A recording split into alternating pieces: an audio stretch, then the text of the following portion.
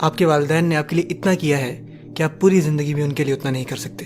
آپ کی والدہ نے آپ کو اپنے جسم میں اٹھائے رکھا، آپ کو اس دنیا میں لانے کے لیے کتنی مشقت اٹھائی، یہاں لانے کی خاطر وہ تقریباً موت منہ میں چلی گئیں۔ آپ کے والد نے آپ کو اس وقت سب کچھ دیا جب آپ خود سے کھا بھی نہیں سکتے تھے، اپنے آپ کو صاف بھی نہیں رکھ سکتے تھے، اپنے آپ کی حفاظت بھی نہیں کر سکتے تھے۔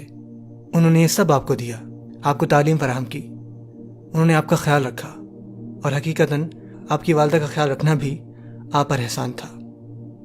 جب آپ کے والد نے آپ کی والدہ کا خیال رکھا تو یہ آپ پر ان کے احسان کا حصہ تھا۔ میں ایسا کیوں کہہ رہا ہوں؟ کیونکہ جب اللہ سبحانہ وتعالیٰ موسیٰ علیہ السلام کا تذکرہ فرماتے ہیں اور وہ ان پر کیے گئے احسانات کا ذکر فرماتے ہیں، وَلَقَدْ مَنَنَّا عَلَيْكَ مَرَّةً أُخْرَى سورۃ طٰہٰ، اور احسان کیا تھا ہم نے تم پر ایک بار اور بھی۔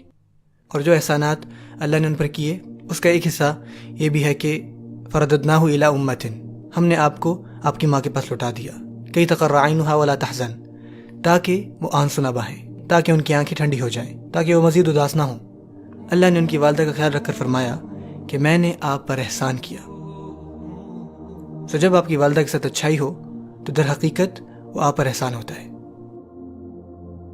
آپ اپنے والد سے ناراض ہوتے ہیں کہ مجھے پتہ میری امی نے میرا خیال رکھا لیکن ابو نے کبھی کچھ نہیں کیا۔ حقیقت یہ ہے انہوں نے آپ کو اور آپ کی والدہ کو ہر چیز فراہم کی، آپ دونوں کو انہوں نے ایسا کیا، ان کے ہسبینڈ رہے، تو در حقیقت آپ پر یہ ایسا احسان ہے جس کا بدلہ آپ نہیں چکا سکتے، یہاں تک کہ انہوں نے اور کچھ بھی نہ کیا ہو، کچھ بھی نہ کیا ہو۔ دوسرے تمام ریلیشنز میں آپ کو اچھائی کرنی ہوتی ہے، لیکن والدین کے معاملے میں آپ کا ان کے احسان کا بدلہ اتارنا ایک ناممکن سا قرض ہے، ناممکن سا۔